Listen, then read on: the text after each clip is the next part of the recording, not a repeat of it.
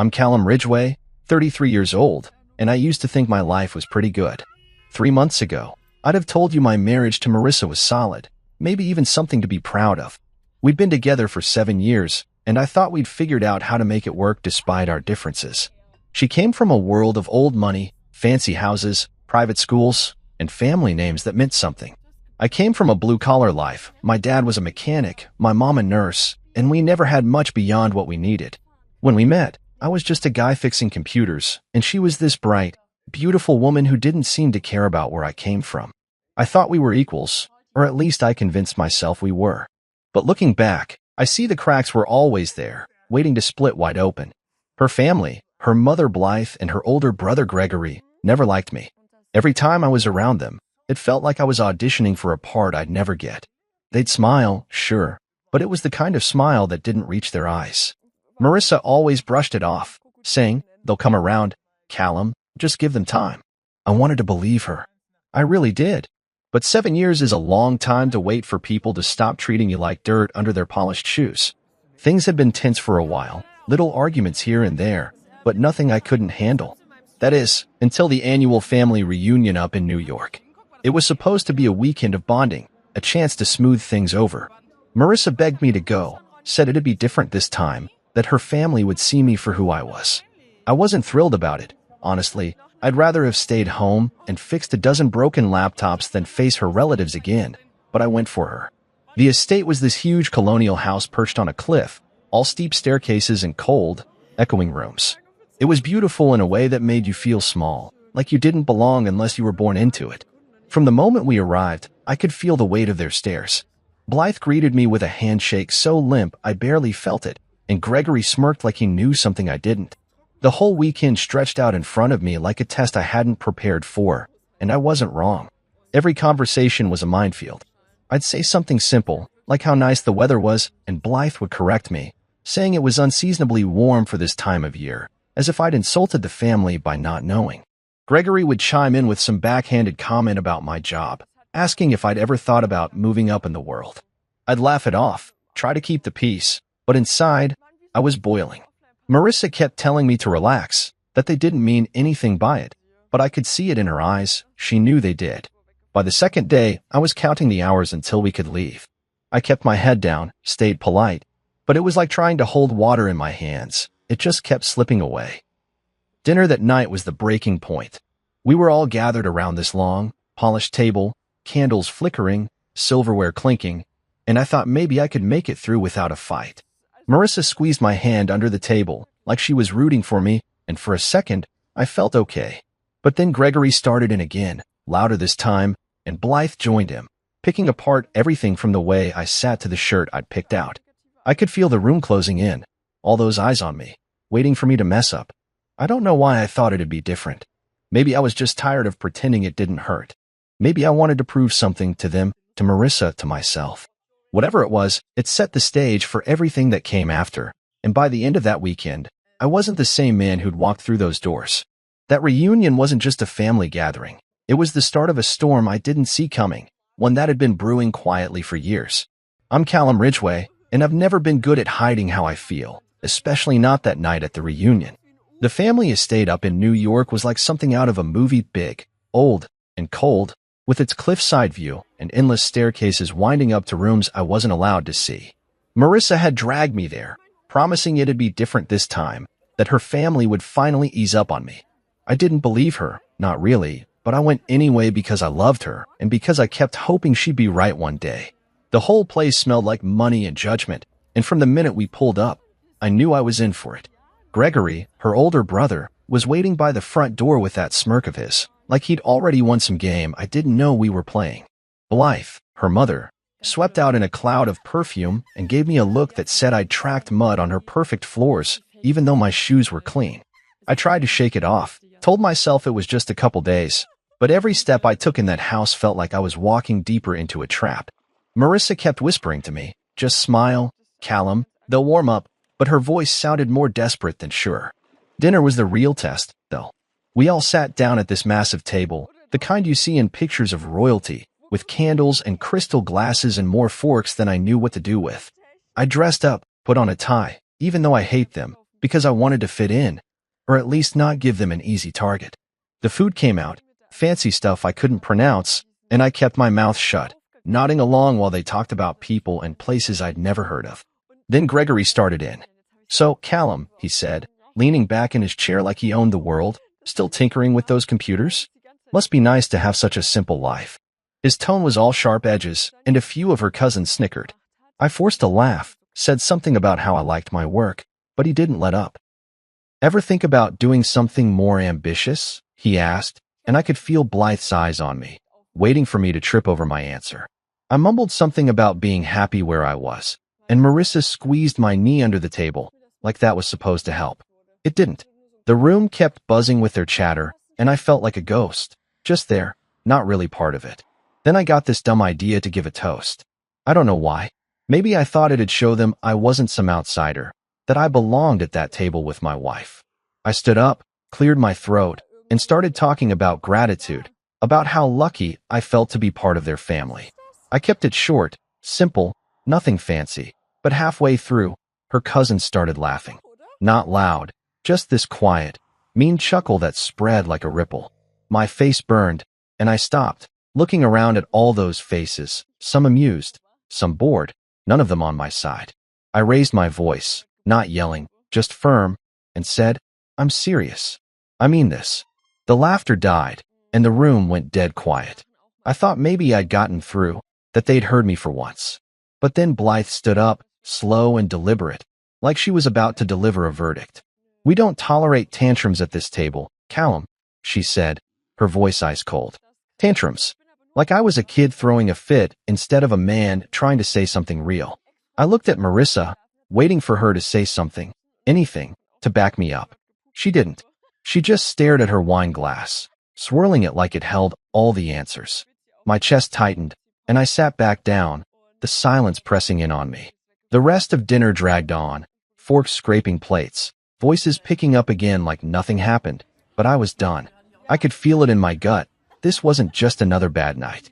It was the start of something breaking. Gregory smirked across the table, Blythe sipped her drink, and Marissa wouldn't meet my eyes.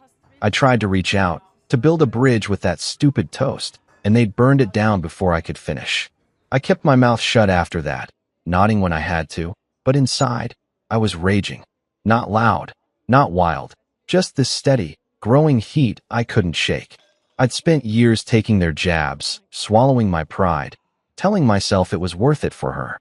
But sitting there, watching her choose her wine over me, I started to wonder how much more I could take. The night ended with polite goodbyes and fake smiles, and I followed Marissa up to our room, the weight of that moment still hanging over me. I didn't know it yet, but that toast gone cold was the first crack in a wall I'd been holding up for too long. I'm Callum Ridgway, and I've never been one for big blowouts. But that night after dinner at the reunion, I couldn't keep it in anymore. We'd made it back to the guest room Marissa and I were sharing, some fancy setup with a 4-poster bed and curtains that probably cost more than my car. The door clicked shut behind us, and I just stood there for a second, staring at the floor, trying to figure out how to say what I'd been holding back for years. My tie was choking me, so I yanked it off and tossed it on the chair, the whole night replaying in my head Gregory's smirks, Blythe's cold dismissal, and Marissa sitting there like a statue while her family laughed at me. I turned to her, and she was already perched on the edge of the bed, arms crossed, looking at me like I was the one who'd done something wrong. "What was that, Callum?" she asked, her voice low but sharp, like she was scolding a kid. I took a deep breath, trying to keep my cool, and said, "I've had enough, Marissa. I'm done with this." She rolled her eyes, and that little move lit a fire in me. "You're too sensitive," she said, like it was some fact I should have known by now. "They were just joking. You didn't have to make a scene." A scene? I hadn't yelled, hadn't thrown anything, just raised my voice to finish a toast they'd turned into a punchline. I stepped closer, hands clenched at my sides, and said, "I'm your husband, not their punching bag. I've been taking their crap for years, and you never once stand up for me." She didn't flinch, just kept those arms crossed tight, her face all calm and collected like she'd rehearsed this. "You don't get it," she said. "This is how they are. You just have to deal with it. Deal with it." 7 years of snide comments, fake smiles, and tests I couldn't pass, and she thought I should just keep swallowing it. My voice stayed low, but it was shaking now. "I shouldn't have to deal with it. You should have had my back down there. Instead, you let them treat me like I'm nothing." She sighed, long and dramatic, like I was exhausting her. "You're blowing this out of proportion," she said, and I could hear her mother in her tone, that same superior edge. That's when I lost it, not loud, not wild, just this quiet snap inside me. "No, Marissa," I said, "I'm not. I'm done pretending this is okay. I'm done being the guy they kick around while you watch." Her eyes narrowed, and she stood up, finally dropping those crossed arms. "You have two options, Callum," she said, her voice hard now. "Apologize or leave." I froze. The room went so still I could hear the wind rattling the old windows. Apologize? For what? For trying to say something real? For wanting my wife to care? I stared at her, waiting for her to take it back, to soften, to show me she didn't mean it. But she just stood there, chin up, like she'd drawn a line and dared me to cross it. I'd spent years fighting for us, arguing my case to her family, proving I was good enough, begging her to see me as more than the guy they didn't want her to marry. And now she was giving me an ultimatum, like I was the one who'd failed. My chest hurt, this deep, heavy ache, but my head was clear for the first time in a long time. I didn't yell back. I didn't beg her to change her mind. I just looked at her, really looked, and saw someone who'd chosen them over me again. "Okay," I said, my voice steady even though I felt like I was breaking. She blinked, like she hadn't expected that, but I didn't give her time to respond. I turned, grabbed my duffel bag from the closet, and started packing. Not everything, just what I needed. A few shirts, my jeans, my toothbrush. She watched me, silent now, and I could feel her eyes on my back, but she didn't say a word. "No, wait. No, let's talk." Nothing. I zipped the bag, slung it over my shoulder, and walked to the door. My hand was on the knob when she finally spoke. "You're really doing this?" she asked, and there was a crack in her voice, but it wasn't enough to stop me. I didn't turn around. "Yeah," I said. "I am." And then I walked out. The hallway was dark, the house quiet except for the faint hum of voices downstairs. I moved fast, down those stupid winding stairs, past the portraits of her ancestors staring at me like they knew I didn't belong. My truck was parked out front, and I threw my bag in the back, climbed in, and started the engine. The headlights cut through the night, and I drove off, the estate shrinking in my rearview mirror. I didn't know where I was going yet, just that I wasn't staying. My hands gripped the wheel tight, and my heart was pounding, but I didn't feel trapped anymore.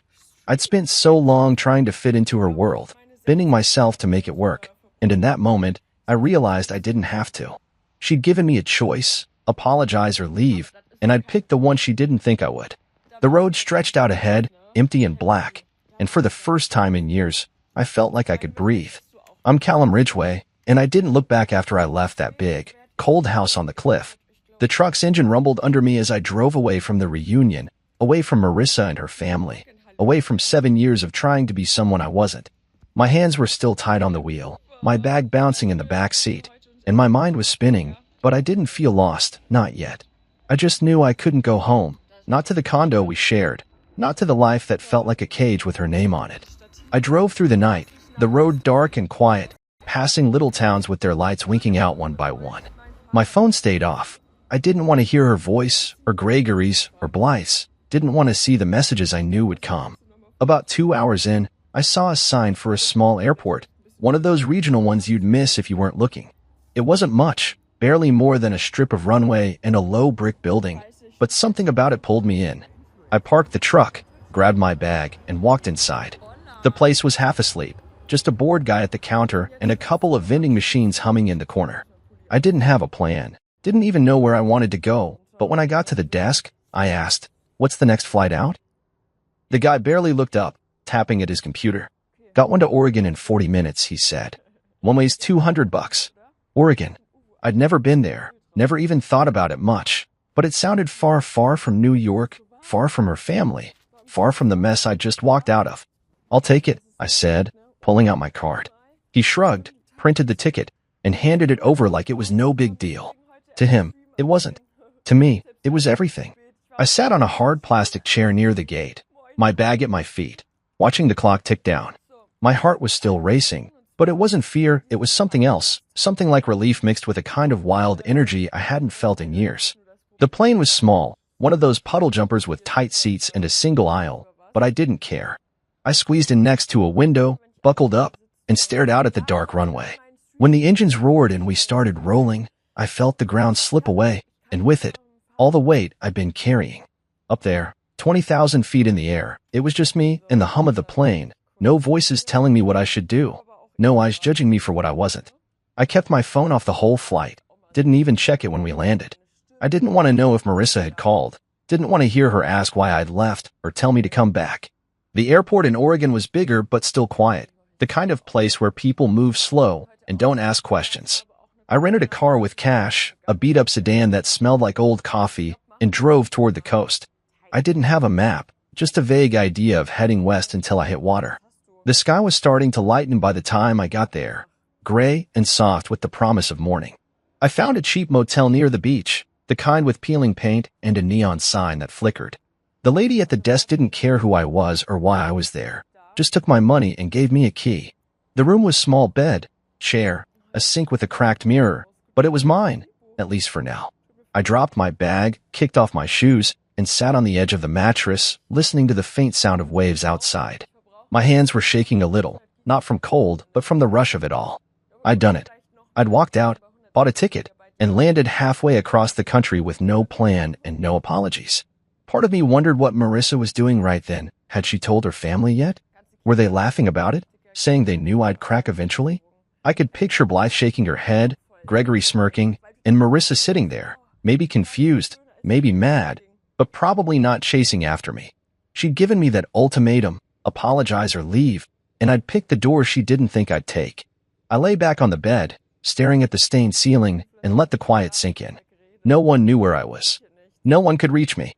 For the first time in years, I wasn't answering to anybody out. Not her family, not even myself in that old, pleading way I used to. The air smelled like salt and freedom, and even though I didn't know what came next, I knew I wasn't going back. Oregon was a blank slate, a place where I could breathe without someone telling me I was doing it wrong. I closed my eyes, the sound of the ocean seeping through the thin walls, and thought, this is it. This is mine. The one-way ticket wasn't just a flight, it was a line I'd drawn, and I wasn't crossing back over it. I'm Callum Ridgway, and those first couple of days in Oregon felt like I'd stepped out of my own life and into someone else's, a better one, a quieter one. I woke up in that cheap motel room with the cracked mirror and the sound of waves sneaking through the window, and for the first time in years, I didn't feel like I had to explain myself to anybody. My phone was still off, shoved deep in my bag, and I wasn't ready to turn it back on. I didn't want to know what was waiting for me, missed calls, texts, whatever Marissa or her family had to say. I just wanted the silence, and Oregon gave it to me. After a quick shower in that tiny bathroom, I grabbed my stuff and checked out, figuring I'd find something more permanent. The lady at the desk didn't even look up when I dropped the key, and I liked that. No questions, no fuss. I drove along the coast in that rented sedan, the ocean on my left, gray and endless, and the trees on my right, tall and green in a way I wasn't used to back east. It was beautiful, but not in a loud way, just steady, like it didn't need to prove anything. I ended up in a small town, one of those places with a single main street and a handful of shops that looked like they'd been there forever. There was a sign in a window, studio for rent, $600 per month. I pulled over, called the number, and met a guy named Tom who smelled like fish and handed me the keys after I gave him cash for the first month. The place was nothing fancy, one room with a kitchenette, a bathroom, and a view of the water if you leaned out the window just right, but it was mine. I dropped my bag on the floor, sat on the lumpy couch, and let out a breath I didn't know I'd been holding. That first day, I walked down to the beach, hands in my pockets, the wind tugging at my jacket. The sand was cold under my shoes, and the waves rolled in slow and steady, like they were telling me to take my time. I felt lighter than I had in years, like all that weight from Marissa's family, their jabs, their rules, their expectations had stayed back in New York. I picked up a couple freelance IT jobs online, easy stuff I could do from anywhere, and bought some groceries from a little store where the cashier smiled at me like I was a regular already. It was simple, and simple was what quickly I needed. By day 3, the piece started to crack. I'd left my phone off, but curiosity, or maybe stupidity, got the better of me, and I powered it up. The screen lit up with notifications, one after another, like a storm rolling in. Marissa had called 10 times, left voicemails I didn't listen to. Gregory sent a text, "You're a real piece of work," running off like that. Blythe's message was longer, something about how I disgraced the family and abandoned my responsibilities. I scrolled through it all, my stomach twisting, but I didn't let it sink in too deep. I'd heard it before, their anger, their blame, and I wasn't going to carry it anymore. There were messages from my sister too, worried ones, and a couple from my buddy Dorian, just checking in. I'd get back to them later, but not yet.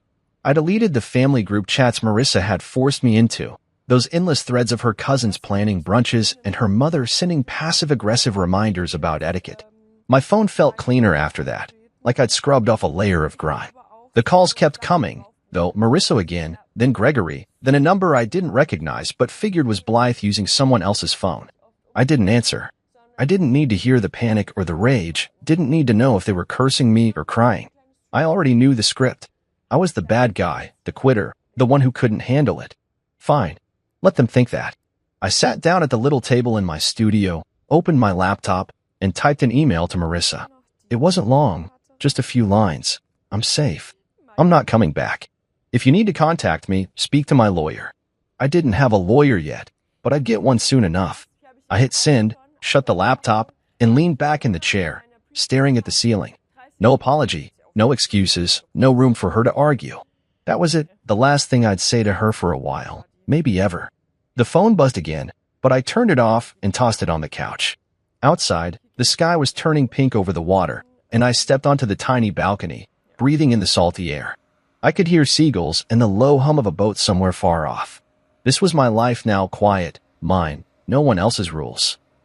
I didn't know how long it'd last, didn't know what they'd do next, but for those first 48 hours, I'd found something I hadn't had in years: peace.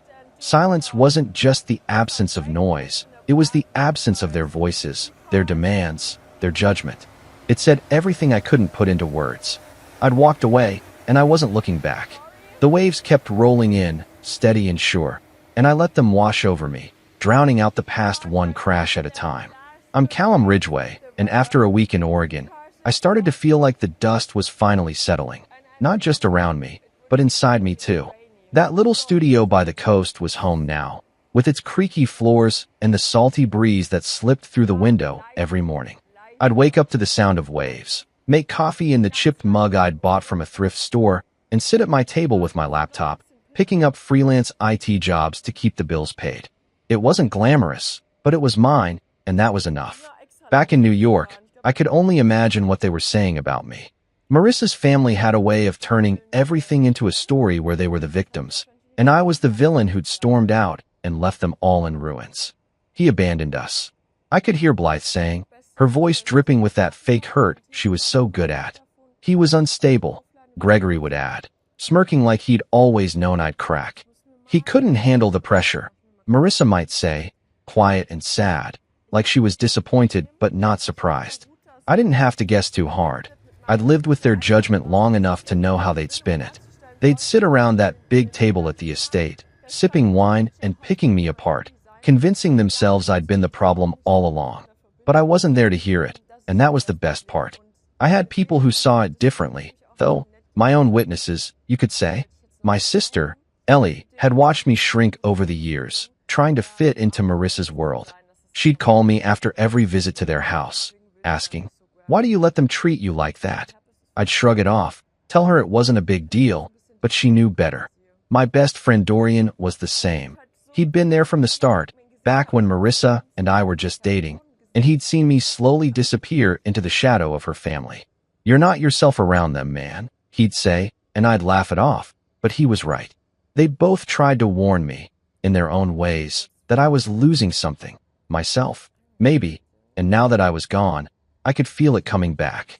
Marissa didn't file for divorce, not right away, and that didn't surprise me. She wasn't the type to act fast. She'd wait, play it out, see if I'd break first.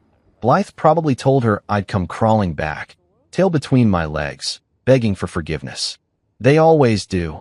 I could hear her saying, all smug and certain, like I was some predictable stray dog. Gregory would back her up, saying I didn't have the guts to stay gone.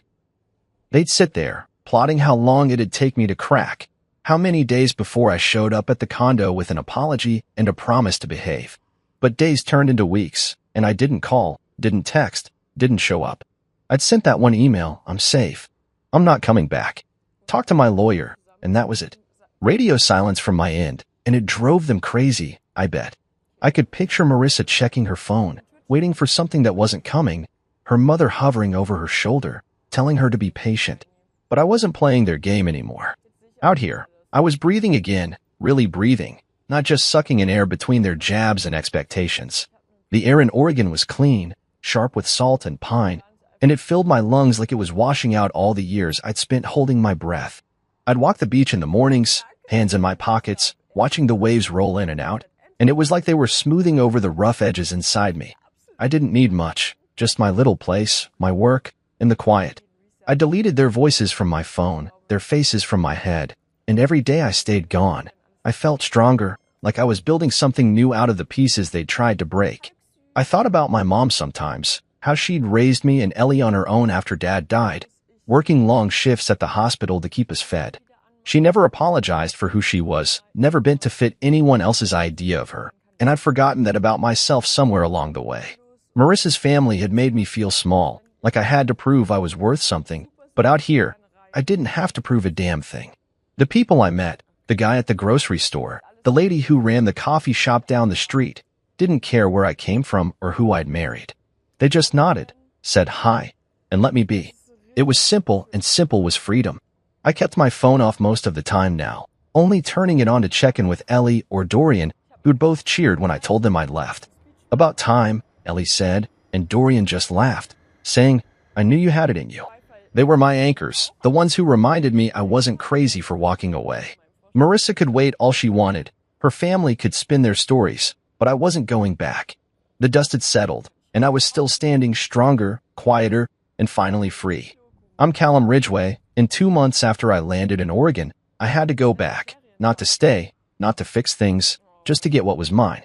I'd been living light in that little coastal studio, working my freelance gigs, breathing the salty air, but there were things in the condo I couldn't leave behind forever. Not furniture or fancy stuff, Marissa could keep all that, but the small things that mattered.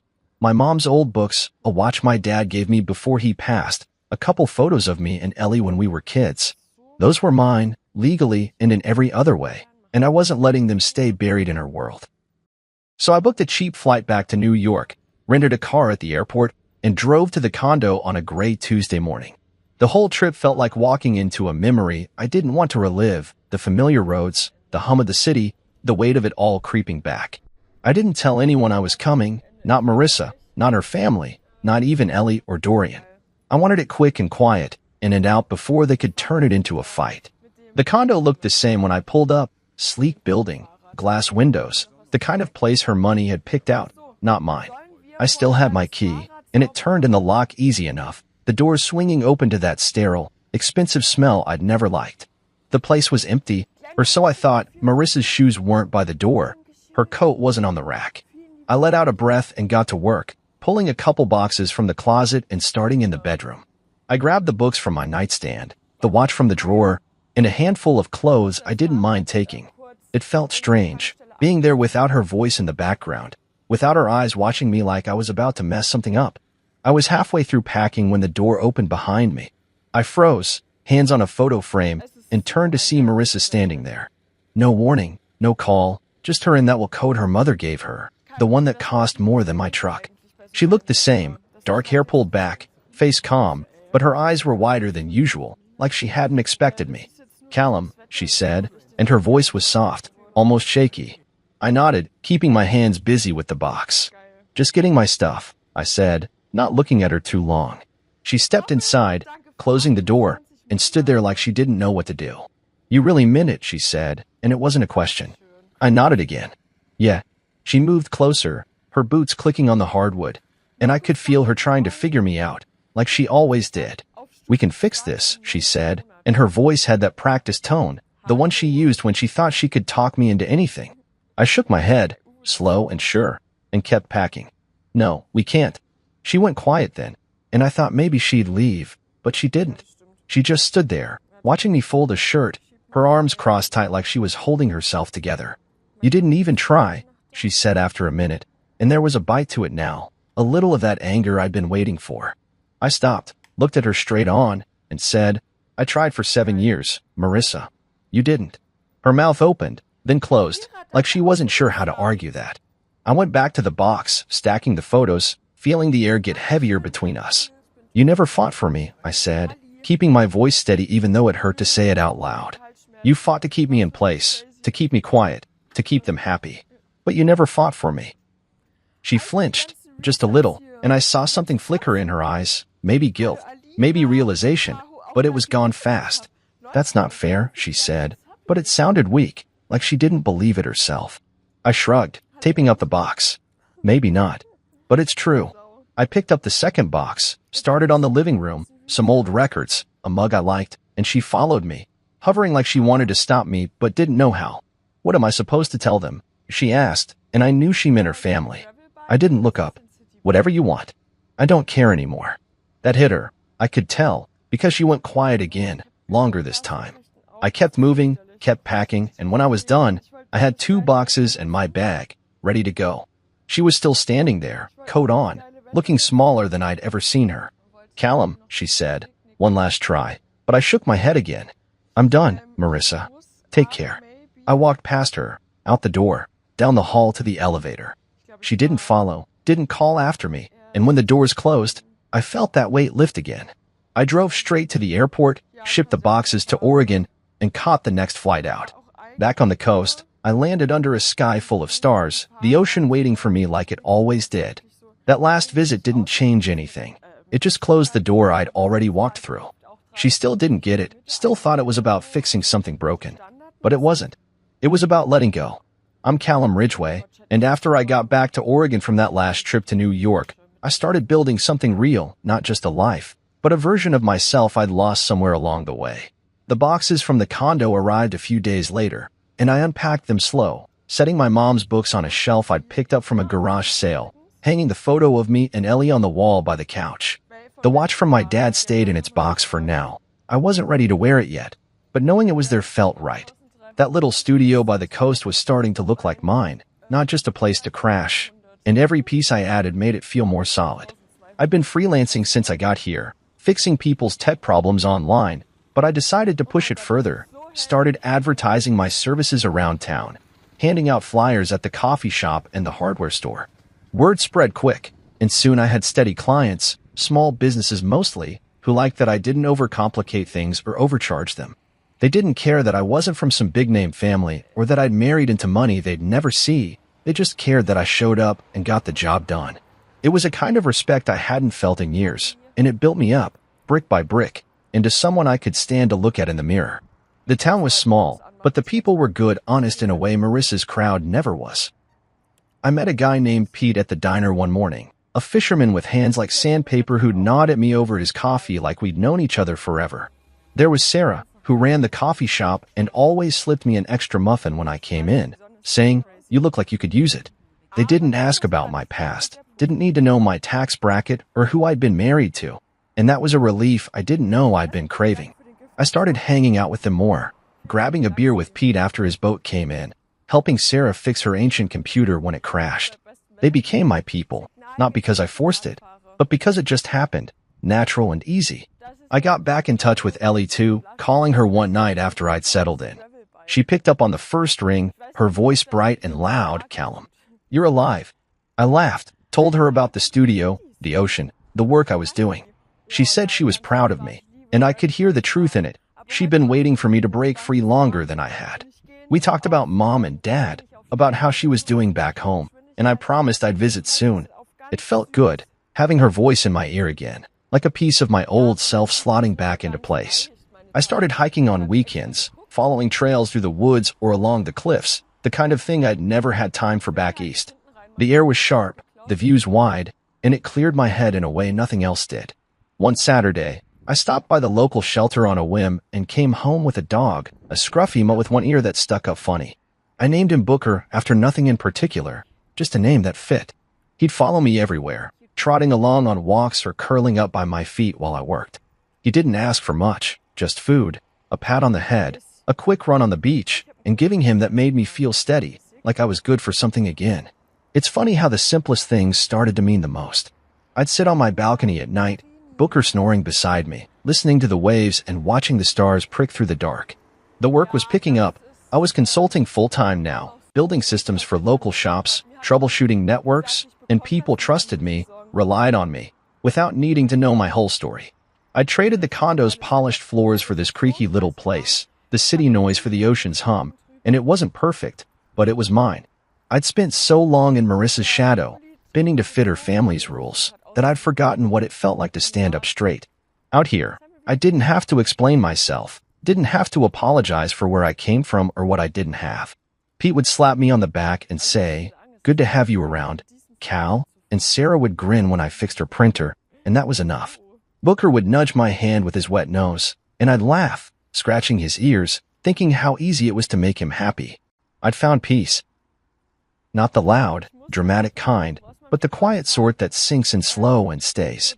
It was in the salt air, the steady rhythm of my days, the way I could hear myself think again. I was rebuilding, one small piece at a time, and every brick I laid felt like a step away from the man I'd been, the one who'd begged for a seat at a table that never wanted him. I'm Callum Ridgway, and after months of quiet in Oregon, the past started creeping back, not loud or crashing in, but soft, like echoes I couldn't quite shake. I'd built a good rhythm out here, work, walks with Booker, coffee with Sarah, beers with Pete, and it felt solid, like the life I'd always wanted but didn't know I could have. The studio was home now, with its thrift store shelves and the sound of the ocean keeping me company at night. I'd stopped checking my phone for messages from Marissa or her family, stopped bracing for their next move. I thought I'd left them behind for good, but then one morning, I opened my laptop and saw an email from her. It wasn't much, just a few lines, no subject, but it stopped me cold. I sat there at my little table, coffee going cold in my hands, staring at her name on the screen. Part of me wanted to delete it unread, keep the peace I'd fought so hard for, but another part, the stubborn part, maybe clicked it open. She didn't beg me to come back, didn't try to guilt me like her mother would have. It was simpler than that, sadder too. "I see it now, Callum," she wrote. How it unraveled. "I was so busy trying to keep them happy, Mom, Gregory, all of them, that I didn't see I was losing you. I'm sorry." That was it. No promises, no pleas, just regret laid out plain and quiet. I read it twice, then leaned back in my chair, letting it sink in. Booker nosed at my leg, whining for his walk, but I just sat there, staring at the words. It wasn't anger that hit me. I'd burned through that months ago. It was something else, a kind of tired ache. She saw it now, she said, but where was that clarity when I was standing in front of her, asking her to choose me? Where was it when I was packing my bag, waiting for her to say something, anything, to stop me? I didn't reply. Not because I was mad, not because I wanted to hurt her, but because there was nothing left to say. Silence felt truer than any words I could send back. It was the answer she'd never heard when I was still there, still trying. I closed the laptop, grabbed Booker's leash, and took him out to the beach, letting the wind and the waves drown out the echo of her email. The sand was cold under my boots, and Booker ran ahead, chasing gulls, while I walked slow, hands in my pockets, thinking it over. She'd lost me long before I left, and I'd lost her too, somewhere between her family's rules and my own breaking point. That email didn't change anything. It just confirmed what I already knew. I was done carrying her regret along with mine. A few months later, another letter came, this time in the mail, handwritten on thick paper that smelled faintly of Blythe's perfume. I knew it was from her before I even opened it. Marissa didn't write letters, but her mother loved the drama of it. I stood by the mailbox, the ocean rumbling in the distance, and tore it open. "Callum," it started, all formal and sharp. "You broke my daughter's heart. You walked away from your responsibilities, from our family, and left her to pick up the pieces. I hope you're proud of yourself." The rest was more of the same. Condescension dripping from every line, blaming me like I'd torched their perfect little world. I read it once, standing there in the wind, then walked inside and fed it to the shredder by my desk. The machine whirred, chewing it up, and I watched the pieces fall into the trash, feeling nothing but relief. Blythe didn't get it, never would. She thought I'd broken Marissa, but Marissa had broken herself, choosing them over me every chance she got. I wasn't proud of leaving, but I wasn't ashamed either. It was what I had to do to breathe again. I didn't know her an answer, didn't know her anything anymore. The shredder clicked off, and I took Booker for another walk, letting the salt air clear my head. Those echoes, Marissa's email, Blythe's letter, kept coming, but they didn't stick. I'd built too much here to let them pull me back. Work was steady now, my clients relying on me, and I liked the weight of that, the way it kept me grounded. Pete and I had started fishing on weekends, just a little boat, and some quiet hours on the water, and Sarah would tease me about my sunburn when I came into the shop after. Ellie called sometimes, telling me about her life back east, and I'd tell her about Booker's latest trick or the view from my balcony. It was small, this world I'd made, but it was solid, and it didn't bend to anyone else's rules.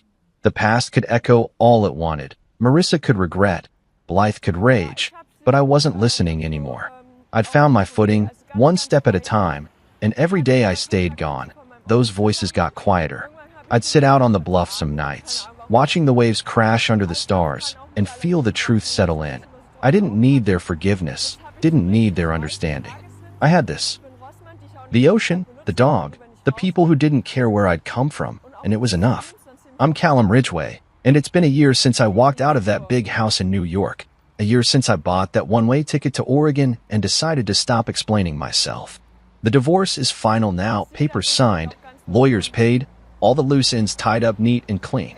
I live in a modest place on a bluff overlooking the Pacific, a step up from the studio but still simple, with a porch where I can sit and watch the water stretch out forever. I wake up early most days, make coffee, and take Booker for a walk along the shore before I settle into work, still in tech, still fixing systems and solving problems, but on my terms now. The air's always got that salty bite to it, and the sound of the waves is a constant, like a heartbeat I've gotten used to. It's not a flashy life, but it's mine, and that's the biggest change of all. I don't answer to anyone anymore. Back when I left, Marissa wanted an apology, wanted me to bend one last time to fit her world, but I chose the ticket instead, and I've never looked back.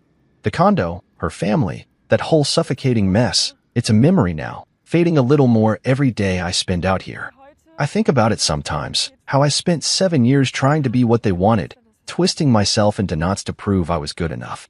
Her mother, Blythe, with her cold stares and sharper words, Gregory with his smirks and jabs, and Marissa, caught between them and me, always picking their side when it mattered. I used to wonder if I could have fought harder, stayed longer, but out here, with the ocean in front of me and Booker at my feet, I know I did the right thing. Leaving wasn't running, it was saving myself. The divorce took months to sort out, longer than it should have, because Marissa dragged her feet. She didn't fight it outright, didn't show up with lawyers screaming, but she stalled, missed deadlines, asked for extensions, like she thought I'd change my mind if she waited me out. I didn't. My lawyer handled most of it, and I kept my distance, sending emails when I had to, keeping it short and to the point. When the final papers came through, I signed them at my kitchen table, the pen scratching loud in the quiet, and felt a weight lift I didn't know was still there. It was done. No more ties, no more claims, just me and the life I'd built. Out here, I've got my routines, work in the mornings, hikes or fishing with Pete on weekends, coffee with Sarah when she's not swamped at the shop. Ellie came to visit once, stayed a week, and we sat on the porch every night, talking about everything and nothing. She said I looked different, lighter, and I told her I felt it too. Booker's grown into himself, still scruffy but smarter now, and he's my shadow, follows me from room to room, sleeps by the door like he's guarding it.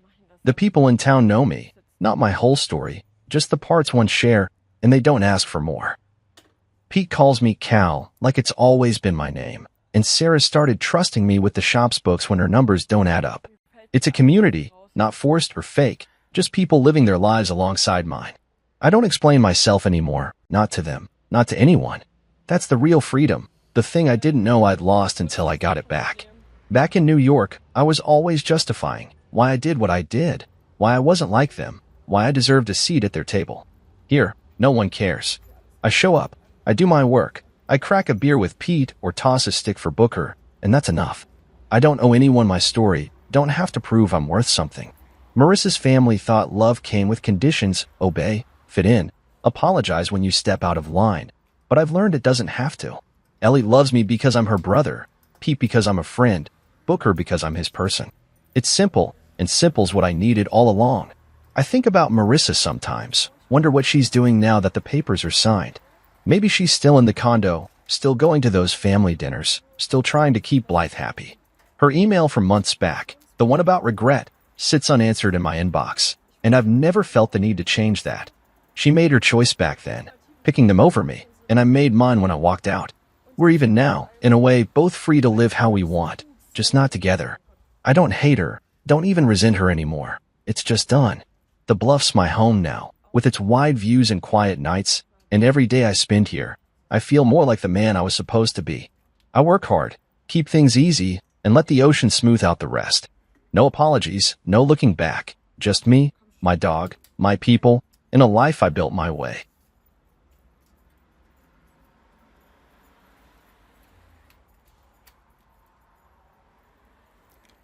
My wife said, "If you don't trust me working late night with my boss every day, maybe we shouldn't be together." I replied, "You're absolutely right."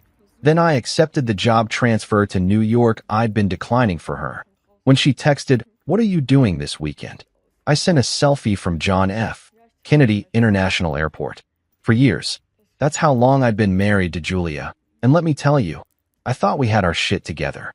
Sure, we weren't some fairy tale couple posting Instagram stories every 5 minutes about our perfect love, but we were solid.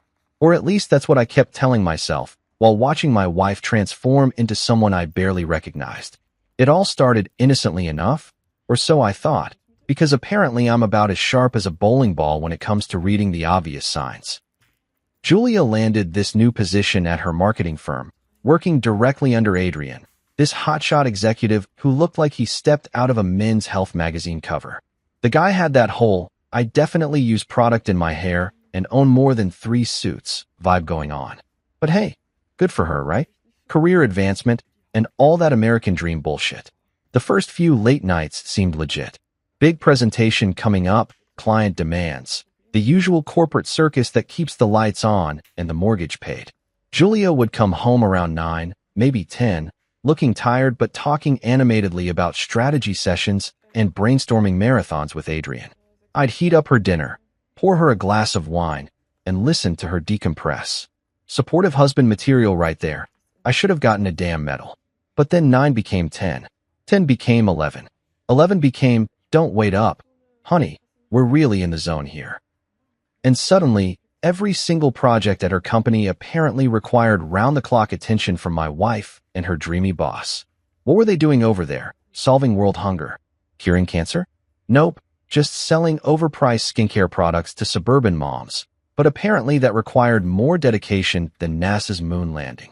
The changes were subtle at first, which is probably why it took my dense ass so long to connect the dots.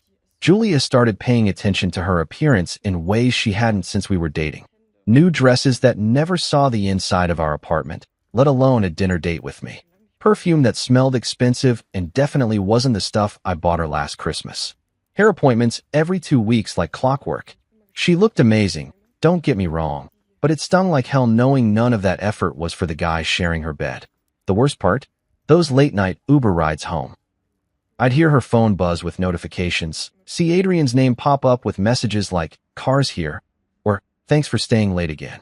Real professional stuff, clearly. Nothing suspicious about your married employee's boss personally arranging her transportation at midnight, right? I mean, what kind of paranoid psycho would read anything into that? My friends started giving me those looks. You know the ones, part pity, part dude, seriously? Clara, Julia's co-worker and supposedly one of her closest friends, would get this uncomfortable expression whenever I'd casually ask if the whole team was pulling these marathon hours. "Oh, well, you know how it is with big projects," she'd stammer, avoiding eye contact like I'd asked her to solve calculus. Real convincing, "Clara, your poker face needs work." Even my brother Daniel, who usually minded his own business and stuck to safe topics like sports and complaining about his ex-wife's alimony payments, felt compelled to stage an intervention. We were grabbing beers after work one Thursday, and he just laid it out there with all the subtlety of a freight train. "Marcus, you're blind if you don't see what's happening." "What's that supposed to mean?" I asked, though my stomach was already dropping like a stone. "Come on, man. Julie is working late every night with Prince Charming, coming home looking like she stepped off a runway, and you're sitting here acting like this is normal? Wake up." But I didn't want to wake up. I wanted to be the cool, trusting husband who didn't turn into some paranoid stalker, checking phone records and demanding receipts. I wanted to believe that my wife of 4 years wouldn't throw away everything we'd built for some office romance novel fantasy. I wanted to trust that the woman who promised to love and honor me meant those words. So I played the part. I smiled when she kissed me goodbye before another emergency strategy session. Nodded understandingly when she explained how Adrian really valued her input on the Johnson account. Pretended not to notice when she started keeping her phone face down during dinner, or how she'd suddenly developed an urgent need to shower the moment she walked through the door. The excuses kept piling up like dirty laundry. Client emergencies that only she could handle. Presentations that required her specific expertise until well past normal human bedtime. Team-building exercises that apparently happened at 11 p.m. on weeknights. It was like watching someone construct an elaborate house of cards, each lie balanced precariously on the last, waiting for the inevitable collapse. Meanwhile, I'm the chump heating up leftovers alone, watching Netflix by myself, going to bed in an empty house, because my wife is apparently the only person in the tri-state area capable of handling whatever crisis Adrian's company was perpetually facing. The loneliness was eating me alive, but I kept telling myself this was temporary. Just a busy season. Things would go back to normal once this project wrapped up. Except there was always another project. Another deadline. Another reason why Adrian absolutely needed Julia's undivided attention at hours when most people were home with their families, walking their dogs, or doing literally anything that didn't involve cozying up with their boss in an empty office building. I should have trusted my gut. Should have listened to Daniel, to Clara's awkward stammering, to every red flag waving in my face like a matador's cape. But love makes you stupid, and hope makes you stubborn. I kept believing because the alternative. Accepting that my marriage was a joke and my wife was playing house with another man was too painful to process. For years of marriage, and this is what it came down to. Me, alone in our apartment, wondering if the woman I'd promised my life to was ever coming home. While my wife was busy playing corporate Cinderella with Prince Adrian, I was getting my own fairy tale offer. Except this one actually involved real money and didn't require me to pretend I was blind. Harold Peterson, my boss for the past 3 years and a straight shooter who looked like he'd stepped out of a 1950s business manual, had been dangling this New York opportunity in front of me like a carrot on a stick. The first time he brought it up was during one of our quarterly reviews, right around the time Julia's late nights were becoming a regular Tuesday through Thursday affair. Harold leaned back in his leather chair, the kind that probably cost more than my car payment, and dropped the bomb with characteristic bluntness. Marcus, I'm going to cut to the chase here. Corporate wants you in Manhattan. Regional director position, overseeing the entire East Coast operation. We're talking a 70% salary bump, company apartment overlooking Central Park, full relocation package, and enough responsibility to make your head spin in the best possible way. I nearly choked on my coffee. 70%? That wasn't just a raise. That was life-changing money. The kind of cash that could pay off our student loans, maybe even let us think about buying instead of renting. But before I could even process the numbers, my brain went straight to Julia mode. That's incredible, Harold, but my wife's got her career here. Her family's all local, and she's really building something with her current company. The words came out automatically, like some kind of programmed response. Good husband Marcus, always putting his wife's needs first, even when she was probably planning her next late-night strategy session with Mr. Perfect Hair. Harold gave me this look, part disappointment, part, are you kidding me right now? He'd been in corporate long enough to recognize when someone was making excuses, and he wasn't buying my supportive spouse routine. Marcus, let me be clear about something. Opportunities like this don't grow on trees. Hell, they don't even grow in greenhouses with perfect conditions and daily fertilizing. This is the kind of position people spend decades working toward, and they're offering it to you at 32.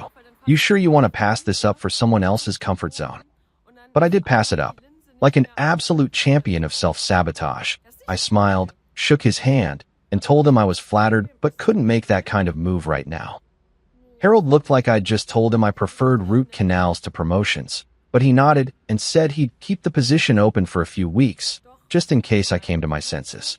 That night, I went home to an empty apartment. Shocking, I know, and tried to imagine telling Julia about the offer. In my fantasy version, she'd be excited, maybe even proud that her husband was being headhunted for such a prestigious role. We'd spend the evening talking about our future, about the adventures we could have in the city, about how this could be the fresh start we didn't even know we needed. Reality, of course, had other plans. Julia strolled in at 11:47 p.m. looking like she'd been styled by a team of professionals, smelling like expensive perfume and somebody else's cologne. When I mentioned the New York opportunity, carefully, like I was defusing a bomb, she barely looked up from her phone. "That's nice, honey, but you know I can't just abandon everything I've built here. My career is finally taking off, and Adrian says I have real potential for advancement. Plus, Mom would literally have a heart attack if we moved that far away." Adrian says. Those two words were starting to make my eye twitch. When did my wife's boss become the oracle of career wisdom? When did his opinions start mattering more than her husband's once-in-a-lifetime opportunity? A month later, Harold approached me again. This time, he wasn't taking no for an answer quite so gracefully. "Marcus, I'm going to be straight with you because I like you, and I'd hate to see you make a mistake you'll regret for the rest of your life. The company is restructuring. This New York position, it's not just a promotion anymore, it's a lifeboat. The regional offices are consolidating, which means your current role might not exist in 6 months. You can either take the golden parachute to Manhattan, or you can update your resume and hope someone else appreciates your talents as much as we do." The subtext was crystal clear. Take the job or start job hunting in a market that was about as friendly as a pack of hungry wolves. But even with that gun to my head, my first instinct was still to consider Julia's feelings. How could I uproot her life? How could I ask her to leave her blossoming career with Adrian? I mean, her marketing firm, just because my job was disappearing. I asked for another week to think it over. Harold agreed, but I could see the frustration in his eyes. He was offering me a chance to run with the big dogs, and I was acting like he'd asked me to relocate to Mars. That week was hell. Every night, Julia came home later and more distracted. Every morning, she left earlier and more dressed up. I felt like I was living with a beautiful stranger who occasionally shared my bed and split the utility bills. Meanwhile, Harold's offer sat on my mental desk like a blinking neon sign. Escape route available. Terms and conditions apply. I started doing the math. The salary bump would mean financial security I'd never experienced. The apartment in Manhattan was worth more in monthly rent than I currently made in 3 months. The career trajectory was the kind of thing that opens doors for decades. But every time I got excited about the possibilities, I'd picture Julia's face when I told her we were leaving. I'd imagine the fight, the tears, the accusations that I was being selfish and impulsive. So I turned it down a second time. Harold didn't even try to hide his disappointment. "Marcus, I've been doing this for 25 years, and I've never seen someone work so hard to sabotage their own success. Whatever's holding you back here, I hope it's worth sacrificing your future for, because that's exactly what you're doing." His words stuck with me like a bad song you can't get out of your head. Every time Julia texted that she'd be late again, every time she came home smelling like someone else's life, I heard Harold's voice asking if it was worth it. Every time I ate dinner alone or went to bed in an empty house, I wondered if I was the biggest fool in the tri-state area. The third time Harold approached me, I could see he was done playing games. This was his final offer, and we both knew it. The question was whether I'd finally choose myself, or keep waiting for approval that was never going to come. Friday evening, the end of another week of watching my marriage dissolve in real time while I sat on the sidelines like some kind of emotional bench warmer. Julia was in our bedroom, preparing for what had become her weekly ritual, getting dolled up for another urgent project with Adrian. The sound of her hairdryer mixed with the notification pings from her phone created this perfect soundtrack of betrayal that I'd become way too familiar with. I was sitting on the couch, staring at my laptop screen where Harold's latest email sat open like a digital ultimatum. Final offer expires Monday morning. Need your decision by then. 3 months of turning down the opportunity of a lifetime because I was trying to be the supportive husband to a woman who couldn't even be bothered to lie convincingly anymore. The hairdryer shut off, and I could hear Julia moving around the bedroom with that focused energy she used to reserve for special occasions with me. Date nights, anniversaries, my birthday. Back when those things mattered to her more than whatever the hell she was doing with Prince Adrian every night after normal humans went home to their families. She emerged from the bedroom looking like she'd stepped off a magazine cover. Black dress that hugged her curves in all the right places. A dress I'd never seen before, naturally. hair styled in those loose waves that took her an hour to perfect.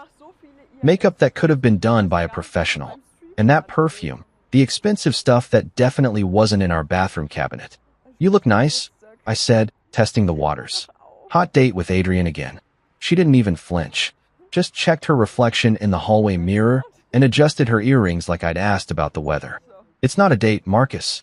It's work. Some of us take our careers seriously." That little dig hit exactly where she intended it to. Some of us take our careers seriously. Like I was some slacker who'd been coasting through life while she climbed the corporate ladder one late-night meeting at a time.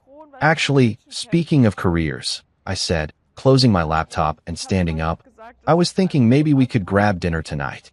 There's that new Italian place on 5th Street you mentioned wanting to try. We could talk about some changes coming up at my job." Julia's phone buzzed. Adrian's name lit up the screen with a text that probably said something earth-shattering like "cars outside" or "ready when you are." She glanced at it, then at me, and I watched her face cycle through emotions like she was running diagnostics. "Marcus, Adrian needs me tonight. This Johnson account presentation is Monday, and if we don't nail this, it could cost the company the contract. I can't just abandon my responsibilities because you suddenly want to play house." Play house. That's what she called me, wanting to have dinner with my own wife. My marriage had officially become a game of house, and apparently, I was the only one still playing. "Julia, you've been working late every single night for 3 months. Weekends too. When exactly are we supposed to spend time together? When am I supposed to matter in this marriage?" She rolled her eyes. Actually rolled her eyes, like I was being some kind of needy child asking for attention during grown-up time. "Marcus, this is what success looks like. If you don't trust me to work late with my boss, if you can't handle me having a demanding career, then maybe we shouldn't be together." There it was. The nuclear option, delivered with all the casualness of someone ordering coffee. "Maybe we shouldn't be together." She said it like it was my fault, like my inability to trust her midnight office marathons with Mr. Perfect hair was the problem in our relationship. I felt something shift inside me, like a switch being flipped or a door being slammed shut. For months, I'd been twisting myself into knots trying to be understanding, trying to support her career growth, trying to ignore every red flag waving in my face like a matador's cape. I'd been so busy being the perfect, trusting husband that I'd forgotten I had other options. "You know what, Julia?" I said, my voice surprisingly calm. "You're absolutely right." She blinked, clearly expecting me to backpedal into apologies and reassurances. The smile that started spreading across her face was pure satisfaction. She thought she'd won. Thought she'd successfully guilt-tripped me back into my role as the compliant husband who didn't ask uncomfortable questions. "We shouldn't be together," I continued, watching that smile freeze like a glitch in a video game. Her phone buzzed again. Adrian, no doubt, wondering where his favorite employee was. But for once, Julia wasn't reaching for it immediately. She was staring at me like I'd just started speaking Mandarin. "What did you just say?" I said, "You're right. If I can't trust my wife working until midnight every night with her boss, if I'm such a burden to your career success, then we definitely shouldn't be together." I pulled out my phone, found Harold's email, and hit reply. My fingers moved across the keyboard with more certainty than I'd felt in months. "Harold, I'll take the New York position. Can start in 2 weeks. Thanks for your patience." The send notification sounded like a gunshot in the silence of our apartment. Julia's face went through several expressions at once: confusion, disbelief, anger, and something that might have been panic. "Marcus, what are you doing?" "I'm taking a job in New York. Regional director, 70% salary increase, company apartment in Manhattan. Remember? The opportunity one turned down twice because I thought my wife's happiness was more important than my career." Her phone buzzed a third time. This time, she didn't even glance at it. "You can't be serious. You're going to throw away 4 years of marriage because you're having some kind of jealous breakdown?" "I'm not throwing anything away, Julia. You already did that. I'm just finally accepting reality instead of pretending that my marriage isn't a joke and my wife isn't screwing her boss. I am not. Save it. We both know what's happening here. The only difference is that I'm finally done pretending I don't know." Her phone rang. Adrian's ringtone. She'd given him his own special sound, because of course she had. She stared at it like it might explode, then looked back at me with something approaching desperation. "Marcus, You're being ridiculous. You can't just. I can and I am. Have fun at your meeting tonight. Try not to work too hard. I walked into the bedroom, pulled out my suitcase, and started packing. Behind me, I could hear Julia's phone ringing again. Could hear her frantic, whispered conversation with Adrian. Could hear the reality of her choices finally crashing down around her. For the first time in months, I felt like I could breathe. The sound of my suitcase zipper cutting through the silence was like a period at the end of a very long, very painful sentence. 4 years of marriage, and it all came down to this. Me folding clothes while my wife had a panicked phone conversation with her boss/side piece in the living room. Adrian, I can't come tonight. Marcus is. He's lost his mind. He's packing. He says he's moving to New York. Her voice carried that edge of hysteria that people get when their carefully constructed house of lies starts collapsing in real time. I kept folding. Shirts, pants, the good suit I'd bought for our anniversary dinner last year. The one where Julia spent half the evening checking her phone for urgent work messages. Everything fit surprisingly well into 2 suitcases, which probably said something depressing about how little I'd accumulated during our marriage, or maybe how ready I was to leave it all behind. Julia's conversation with Adrian continued in hushed, frantic tones. I caught bits and pieces. No, you can't come over here. He knows, Adrian. I think he knows. This is a disaster. Yeah, it was a disaster, all right. Just not for the reasons she thought. I moved to the bathroom, grabbing my toothbrush, shampoo, the electric razor she bought me for Christmas because apparently my face wasn't meeting her standards anymore. Funny how all these little details suddenly made sense when viewed through the lens of my wife is cheating on me with her boss. By the time I emerged from the bathroom, Julia had hung up and was standing in the bedroom doorway looking like someone had just told her Santa Claus was a lie and the Easter Bunny had gambling debts. Marcus, stop. Just stop for a minute and think about what you're doing. I am thinking. For the first time in months, actually. Turns out my brain works a lot better when I'm not trying to convince myself that my marriage isn't a complete sham. She stepped into the room, her perfect hair slightly mussed from running her hands through it, her makeup starting to smudge around the edges. The transformation from magazine cover gorgeous to desperate housewife was almost impressive in its speed. You can't just throw away 4 years like this. Over what? Some paranoid delusion that I'm cheating on you. Paranoid delusion? I laughed, and it came out harsher than I intended. Julia, you've been working until midnight every single night for 3 months. You dress like you're going to Fashion Week just to sit in conference rooms. You smell like men's cologne when you come home, and your boss personally arranges your late-night transportation. If this is a delusion, it's the most logical one in history. Adrian is my mentor. He's helping me advance my career. God, Marcus, why can't you just trust me? Trust. She wanted me to trust her while she was doing everything short of sending me a PowerPoint presentation titled, How I'm Cheating on My Husband for Dummies. Because trust goes both ways, Julia, and you haven't given me a single reason to trust you in months. Hell, you haven't even tried to be subtle about it. I zipped up the second suitcase and set it next to the first one. 2 bags. For years of marriage reduced to 2 pieces of luggage and a growing sense of relief that scared me with its intensity. Where are you even going to stay tonight? Hotel. Harold's arranging temporary housing until the company apartment is ready. Harold knew about this?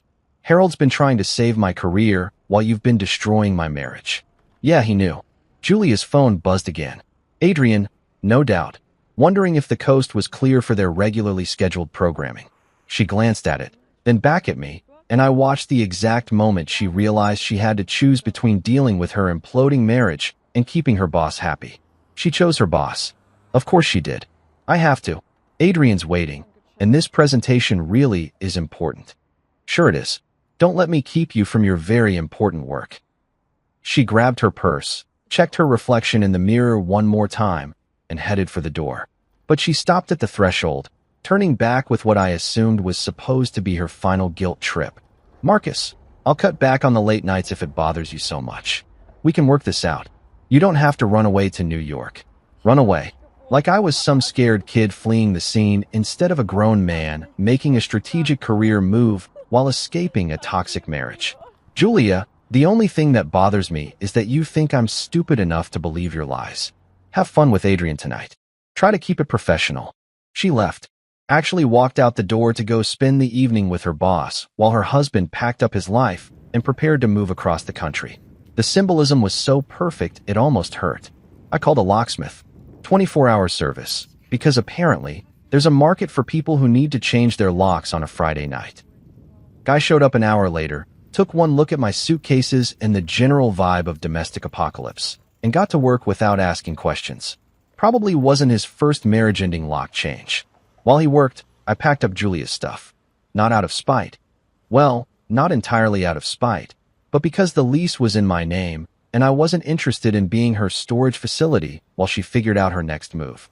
Her clothes, her books, her collection of overpriced skincare products that apparently weren't working their magic on her conscience. Everything fit into boxes surprisingly easily. For years of shared life, and her stuff barely filled 6 cardboard containers. Made me wonder if she'd been mentally checked out of this marriage longer than I realized. My phone started buzzing around 11 p.m. Text after text from Julia, each one more desperate than the last. Marcus, this is insane. You can't just change the locks. I'm your wife. You can't kick me out of my own home. You're having a breakdown. You need help. I'll quit my job if that's what you want. Adrian means nothing to me. It's just work. Please don't throw away our marriage over a misunderstanding. You're scaring me. This isn't like you. That last one made me laugh. This isn't like you. She was right.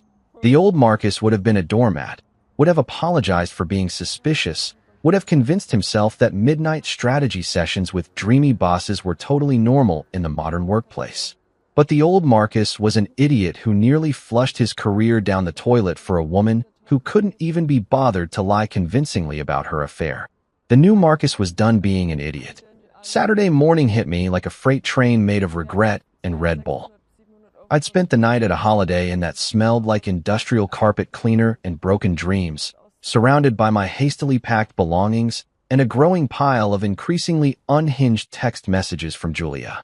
By 3 a.m., she'd progressed from denial to bargaining to what I could only describe as creative fiction about her relationship with Adrian. I was sitting in the hotel's lobby, nursing what had to be the world's most depressing continental breakfast coffee, when my phone rang. Noah's name popped up on the screen, and I almost didn't answer.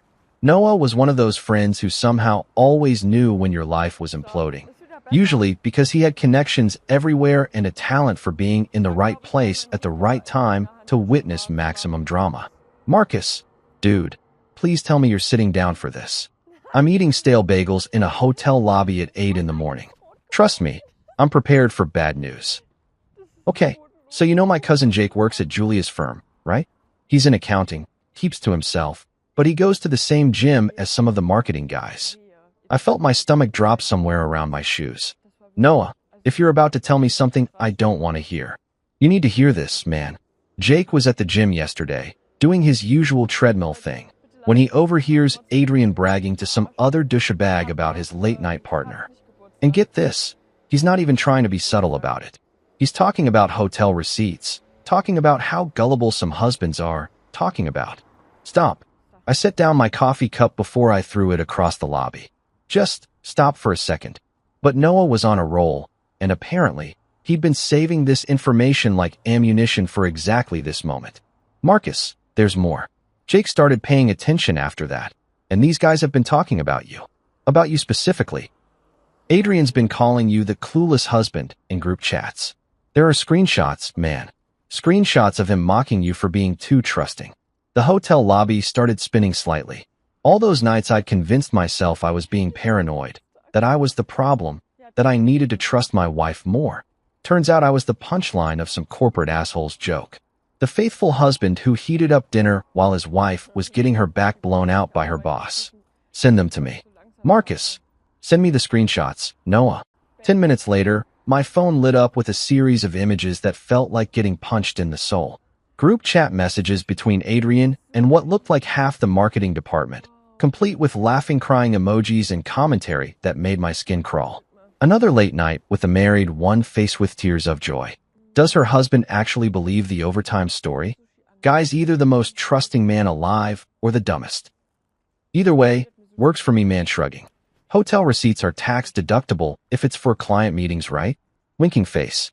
Poor bastard probably thinks she's employee of the month material. There were dozens of messages, spanning weeks. Detailed jokes about my marriage, speculation about how long it would take me to figure it out, even a betting pool on whether I'd ever grow a spine and leave her. Adrian had turned my personal life into office entertainment, and apparently, everyone was having a blast watching the show. The worst part? Julia wasn't just a passive participant in this humiliation. There were screenshots of her messages too, complaining about having to keep up appearances at home, joking about how I was getting suspicious but was too nice to actually do anything about it. Marcus is asking questions about why I'm working so late. Might need to dial it back for a week or two. He wanted to go to dinner tonight, face with rolling eyes, had to pretend I cared about his day for 20 minutes before I could leave. Adrian says the Johnson account excuse is getting old. Need new material for why I can't be home before midnight. My wife, the woman I'd been married to for 4 years, the woman I'd turned down life-changing career opportunities for, had been treating our marriage like an inconvenient obstacle to her extracurricular activities. I wasn't even a person to her anymore. I was just Marcus, the annoying husband who asked too many questions and wanted too much attention. I forwarded all the screenshots to Julia with a single word, interesting. Then I turned off my phone and sat in that lobby for 2 hours, watching families check out with their luggage and their weekend plans, wondering how the hell I'd become such a joke. 4 years of marriage, and I'd been living in a sitcom where I was the bumbling husband who didn't know his wife was screwing around. Except it wasn't funny, and I was the only one who didn't know the punchline. When I finally turned my phone back on, I had 17 missed calls from Julia and about 30 text messages that started apologetic and rapidly devolved into full-scale panic. Where did you get those messages? You're taking them out of context. Adrian was just joking around. You know how guys talk. Those messages don't mean anything. You can't trust Jake. He's always been jealous of Adrian. This is invasion of privacy. You had no right to get those screenshots. I never said anything bad about you. Those messages are fake. Marcus, call me back. I'm coming to the hotel. Which hotel are you at? You can't just ignore me. I'm your wife. Adrian is nothing to me. It was just a mistake. Please don't leave me over some stupid office gossip. I love you. Doesn't that mean anything? Fine. Ignore me. But you're destroying our marriage over lies. I can't believe you're choosing strangers over your own wife. You're having a mental breakdown and you need help. This is emotional abuse. You're punishing me for having a career. The progression from panic to anger to desperation to blame was almost impressive. She'd managed to hit every stage of getting caught in a lie, complete with gaslighting and victim blaming. Classic cheater's playbook, executed with the precision of someone who'd probably been practicing these responses in case this day ever came. I deleted all the messages without responding. Let her panic. Let her wonder. Let her experience even a fraction of the uncertainty and confusion she'd been putting me through for months. My phone rang again.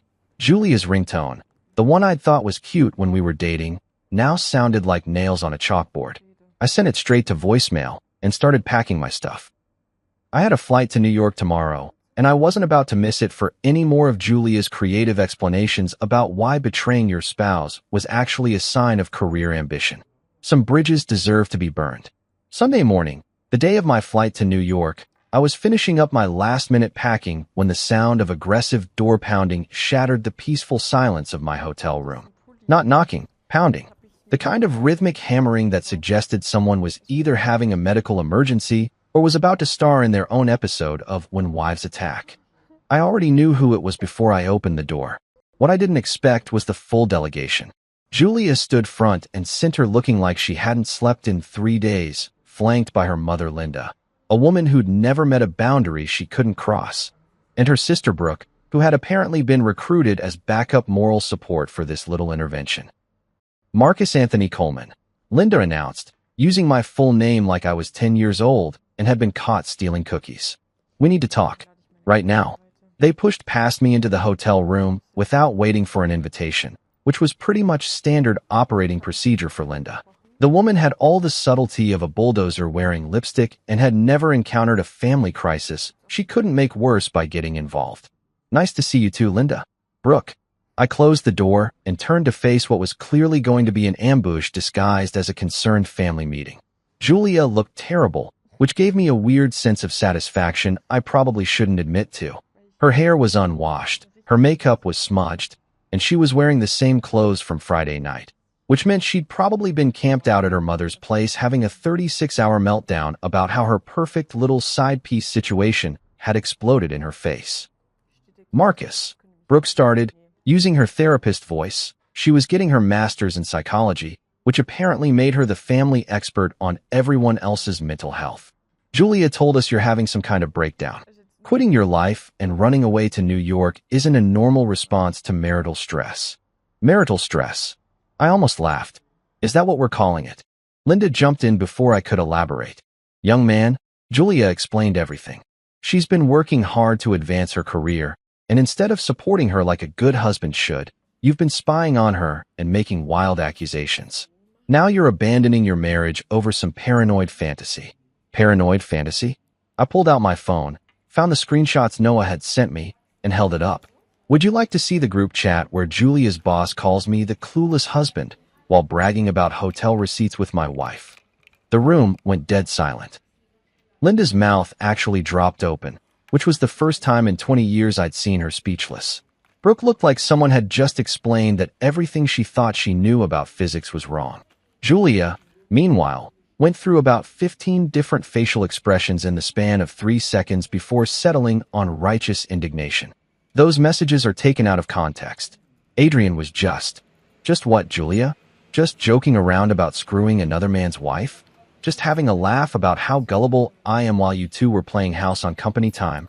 I scrolled through the screenshots, reading aloud some of the choicest quotes. Linda's face got paler with each message, and Brooke kept glancing between me and Julia like she was watching a tennis match where someone was about to get beheaded. Poor bastard probably thinks she's employee of the month material, I read. Guy's either the most trusting man alive or the dumbest. Either way, works for me. Real professional relationship you've got there, Julia. Marcus, stop, Brooke said quietly. This is what, Brooke? Hard to hear? Uncomfortable? Yeah. Imagine how I felt living it while everyone I knew was giving me pity looks and trying to figure out how to tell me my marriage was a joke. Linda had finally found her voice again. Julia Marie, what in the hell is this? She was using her daughter's full name now, which meant someone was about to get the lecture of their life. Julia's defense strategy was predictable. Deflect, minimize, blame everyone else. Mom, those messages don't mean what Marcus thinks they mean. Adrian has a twisted sense of humor, and the guys at work are immature. I never did anything wrong. Never did anything wrong. I pulled up another screenshot. Here's one where you complain about having to keep up appearances at home. Here's another where you joke about me being too nice to actually leave you. What exactly do you call that, Julia? I was venting. Everyone vents about their marriage sometimes. To their boss? The same boss you've been spending every evening with for 3 months? The same boss who's apparently been collecting hotel receipts for your client meetings? Brooke was shaking her head like she couldn't process what she was hearing. Julia, please tell me you didn't actually. I didn't do anything. Julia exploded. God, you're all acting like I committed murder. So what if Adrian and I got close? So what if we spent time together outside of work? That doesn't mean anything happened. Nothing happened. I scrolled to another screenshot. Here's Adrian talking about how the married one gives the best presentations after midnight.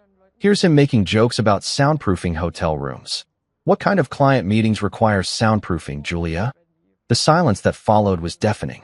Linda looked like someone had told her that her retirement fund had been invested in Monopoly money. Brooke was staring at her sister with the expression of someone who'd just discovered their childhood hero was actually a serial killer. Julia tried one last desperate play. This is emotional abuse. You're ganging up on me, humiliating me with private messages that were stolen from my workplace. I could probably sue Jake for this. Sue Jake?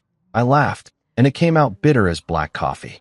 Julia, the only person who humiliated you is you. These aren't private love letters that got hacked. These are your boss and coworkers making fun of your marriage in a group chat. You turned our relationship into office entertainment. Linda finally spoke, her voice smaller than I'd ever heard it. Julia, honey, is this true? Have you been with this man?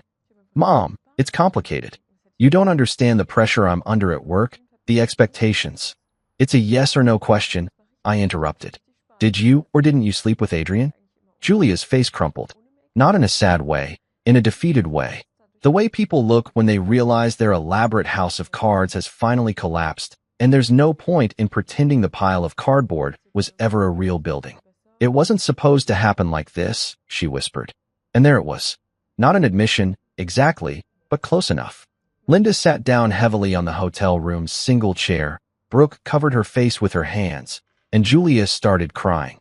Real tears this time, not the manipulative ones she'd been using for 3 days. I have a flight to catch, I said, zipping up my carry-on bag. My new life starts in about 4 hours, and I'm not missing it for any more of this drama. I handed Brooke the screenshots. Here, show these to whoever needs to see them. I'm done being the bad guy in my own marriage. As I walked toward the door, Linda called out one last time. Marcus, what do you want us to tell people? Tell them the truth, Linda. For once in this whole mess, just tell the truth. Landing at JFK felt like stepping through a portal into a parallel universe where I wasn't the punchline of my own life story. The moment I walked off that plane, breathing in air that didn't smell like broken dreams and other people's cologne, I knew I'd made the right choice. Hell, I should have made this choice months ago, but better late than never, right? The company car was waiting, an actual black sedan with my name on a placard, like I was some kind of executive instead of a guy who'd spent the last 72 hours discovering that his marriage was basically a reality TV show where everyone knew the plot twist except him. The driver, a cheerful Puerto Rican guy named Miguel, spent the ride into Manhattan giving me the unofficial tour. First time in the city? First time living here. I visited, but this is different. Yeah, man, it's always different when you're staying. You running towards something or away from something. I laughed, surprised by his directness. Little bit of both, I guess. Best kind of move. Fresh starts are good for the soul, you know? Miguel was right. As we crawled through the Lincoln Tunnel and emerged into the chaos of Midtown, I felt something I hadn't experienced in months. Excitement about my future. Not anxiety, not dread, not that sinking feeling of watching my life spiral down the drain while I stood there with a plunger. Actual honest-to-God excitement. The apartment was on the Upper West Side, 15 floors up with a view of Central Park that made my old place look like a closet with delusions of grandeur. Floor-to-ceiling windows, modern kitchen, enough space to actually think without bumping into reminders of my failed marriage. It was furnished with that corporate housing aesthetic, clean, professional, and completely devoid of personality, which was exactly what I needed. I stood at those windows for 20 minutes, watching joggers and dog walkers navigate the park paths below, and realized this was the first time in months I'd looked at something without wondering what Julia was doing, where she was, or who she was with. The constant background anxiety that had become my normal had just evaporated. My phone buzzed with yet another text from Julia. She was up to about 50 unread messages at this point, but I didn't even glance at it. Whatever crisis she was manufacturing back home was no longer my problem to solve. Monday morning came with a wake-up call I'd almost forgotten existed. Genuine enthusiasm for work.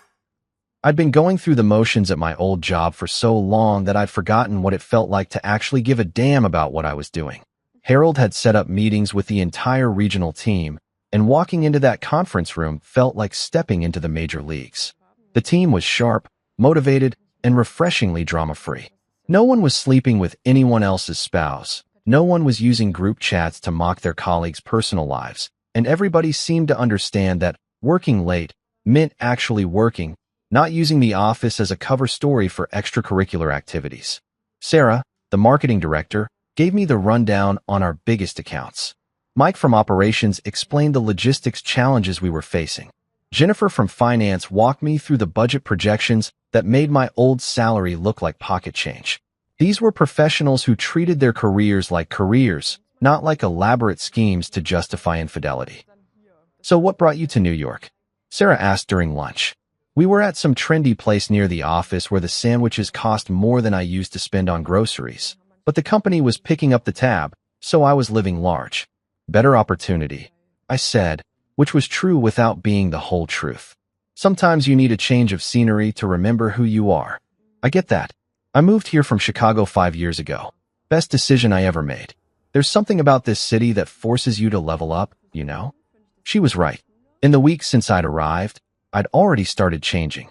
Walking faster, thinking bigger, carrying myself like someone who belonged in rooms where important decisions got made.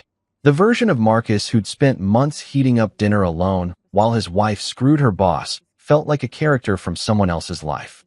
Meanwhile, back in my old hometown, the fallout was apparently reaching nuclear levels. I'd been getting updates from Noah, who seemed to be enjoying the drama more than anyone should. "Dude, Julia's life is imploding in real time," he told me during one of our check-in calls. She tried to go back to work Monday, but word about the screenshots had spread through the office like wildfire. Apparently, Adrian's wife found out too. Someone sent her copies of everything. His wife. Oh yeah, forgot to mention that. Adrian's married with 2 kids. His wife is some kind of lawyer, and from what I hear, she's not taking this development well. There are rumors about divorce papers and asset freezing and all kinds of legal nastiness. The irony was beautiful. Adrian, the smooth-talking boss who'd been using my marriage as entertainment, was about to discover what happens when your own spouse finds out you're a cheating piece of garbage. Julia, who'd thought she was trading up from her boring husband to some kind of corporate prince, had actually hitched her wagon to a married father who was about to lose everything in what sounded like a very expensive divorce. What about Julia? She's been staying with her mom, but Linda's apparently not thriving with the arrangement. Brooke told my cousin that there have been some epic screaming matches about responsibility and consequences and how Julia brought shame on the family. Very old-school Catholic guilt trip stuff. I should have felt bad for her. For years of marriage should have bought her some sympathy from me, even after everything. But all I felt was a distant sort of relief, like watching a car accident in your rearview mirror and realizing you'd gotten out of the way just in time. The city was working its magic on me. I was sleeping better, eating better, exercising regularly for the first time in years. I joined a gym near the office, started exploring different neighborhoods on weekends, even began thinking about what kind of person I wanted to be now that I wasn't defined by someone else's betrayal.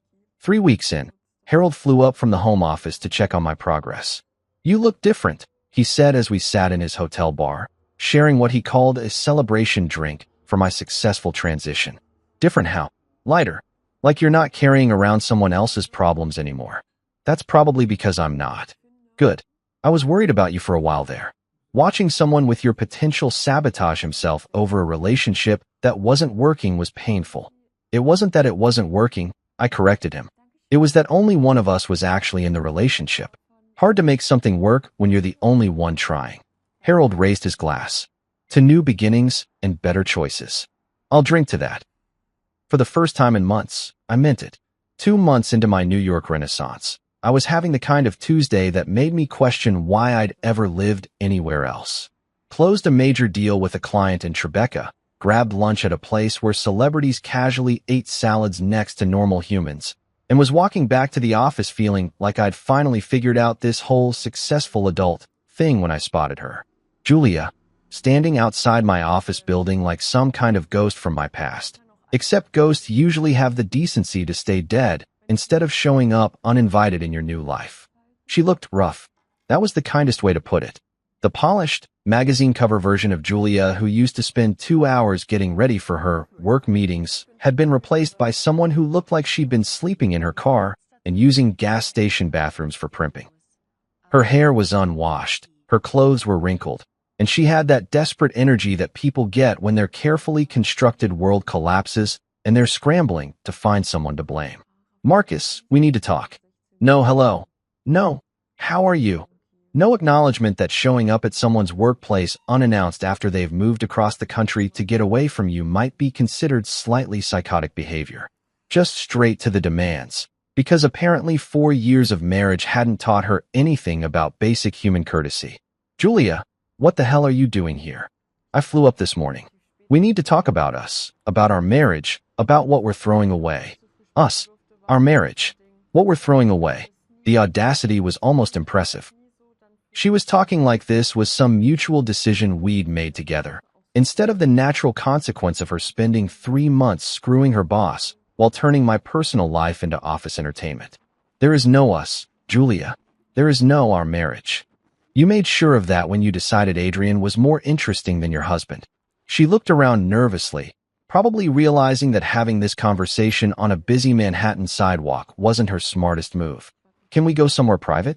There are things I need to explain, things you don't understand about what really happened. Against every instinct screaming at me to walk away, I agreed to coffee. Not because I wanted to hear her explanations. I'd seen enough screenshots to know exactly what had happened, but because some masochistic part of me was curious to see how she planned to spin this disaster into something that wasn't entirely her fault. We went to a Starbucks 2 blocks away, the kind of anonymous corporate space where you could have life-altering conversations surrounded by people who didn't give a shit about your drama. Julia ordered some complicated drink with extra shots and alternative milk, because apparently, even in the middle of her personal apocalypse, she couldn't just get a regular coffee like a normal human being.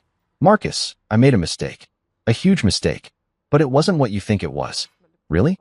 Because what I think is that you spent 3 months having an affair with your married boss, while making me look like an idiot to everyone we know. Which part of that is incorrect? She flinched like I'd slapped her, which was rich considering she'd spent weeks emotionally bludgeoning me with lies and manipulation. Adrian and I, it was complicated. He was my mentor, and he made me feel important, like my ideas mattered. You were always so busy with your own stuff, and I felt invisible in our marriage. My own stuff? You mean like the job I was considering leaving for a massive promotion that you convinced me to turn down twice? That stuff. I didn't know about New York until. You didn't know because you never asked. You were too busy planning your next late-night strategy session to give a damn about my career or my life or anything that didn't revolve around you and Adrian's twisted little office romance. She started crying then, the kind of calculated tears that she'd always used when she wanted to end an argument without actually addressing the issues. Manipulation disguised as vulnerability, emotional blackmail wrapped up in victim cosplay. I thought you'd always forgive me, she whispered. I thought you were too passive to ever actually leave. I took you for granted, and I know that was wrong. But people make mistakes, Marcus. For years of marriage has to count for something. There it was. The truth she'd been dancing around for 2 months. She'd been counting on my passivity, banking on the fact that I'd be too weak or too loyal or too stupid to call her on her bullshit. I'd been her safety net while she explored other options. The reliable backup plan she could return to when her exciting affair inevitably imploded. You're right, Julia. People do make mistakes. But what you did wasn't a mistake. It was a choice. You chose Adrian over me, every single night for 3 months. You chose to lie to me, to humiliate me, to treat our marriage like an inconvenience you had to work around. But I choose you now. I'm here, aren't I? I'm trying to fix this. You're here because Adrian dumped you when his wife found out, and his life started falling apart. You're here because your backup plan moved to New York and you're scrambling to find someone to pay your bills and stroke your ego. This isn't about choosing me. This is about damage control. She was full-on sobbing now, attracting stares from other customers who were probably wondering if they should call security or just enjoy the free entertainment. But I felt nothing. No sympathy, no urge to comfort her, no residual love trying to convince me to give her another chance. What if I'm pregnant? She blurted out, playing what she clearly thought was her trump card. I laughed. Actually laughed out loud in the middle of Starbucks while my soon-to-be ex-wife claimed to be carrying my child. The absurdity was too much to handle with any kind of dignity. Julia, we haven't had sex in 2 months. And before that, it was maybe once every few weeks when you weren't too tired from your work commitments. If you're pregnant, congratulations. It's either the second coming of Christ or Adrian's problem. Her face crumpled, and I realized she'd just admitted to lying about something that could have changed my entire life. Even in her desperation, she couldn't resist trying to manipulate me with fake emergencies and manufactured crises. I needed you to care. I needed you to fight for me. I did care, Julia. For 4 years, I cared more about your happiness than my own success, more about your comfort than my own career, more about saving our marriage than saving my dignity. I cared right up until the moment I realized you'd never cared about me at all. I stood up, leaving her crying into her overpriced latte like the star of her own tragic drama. Enjoy New York, Julia. Try not to sleep with any married guys while you're here. Walking away from that coffee shop felt like closing the final chapter of the worst book I'd ever read. I had a life to get back to, A real life with actual opportunities and genuine relationships with people who didn't think loyalty was a character flaw. Julia could keep the drama. I was done being part of the cast. Life has a twisted sense of humor, and nowhere was that more apparent than in the cosmic comedy that unfolded over the next few months. While I was building my new life in Manhattan, better apartment, better job, better everything, Adrian's world was crashing down like a house of cards in a hurricane. And honestly, I had front row seats to the most satisfying shit show I'd ever witnessed. The first sign that karma was sharpening her claws came about 3 weeks after Julia's pathetic coffee shop ambush. I was at a networking event in Midtown, the kind of corporate mixer where people in expensive suits drink overpriced wine and pretend to care about each other's quarterly projections. I was actually enjoying myself. Shocking, I know, when I heard a familiar voice behind me. Marcus Coleman? Jesus, what are the odds? I turned around to find myself face to face with Tony Ricci, a guy I'd known back in college who'd somehow become a hotshot marketing executive. We'd kept in loose touch over the years, the kind of LinkedIn connection that exists purely for professional networking and the occasional happy birthday message. Tony, what brings you to the big city? Just transferred here from Chicago. Got offered a position I couldn't refuse. He grinned and took a sip of his wine. Actually, funny story, I'm working for the same company your ex-wife does. Well, did. It's a small world, right? My blood went cold. Did? Oh man, you don't know? Julia got canned about 2 weeks ago. Whole thing was a disaster. Apparently, she was having an affair with some executive, and when his wife found out, she went nuclear. Hired a private investigator, got evidence of company resources being used for personal activities. Hotel rooms charged to corporate accounts, that kind of thing. The wine in my glass suddenly tasted like victory with hints of cosmic justice.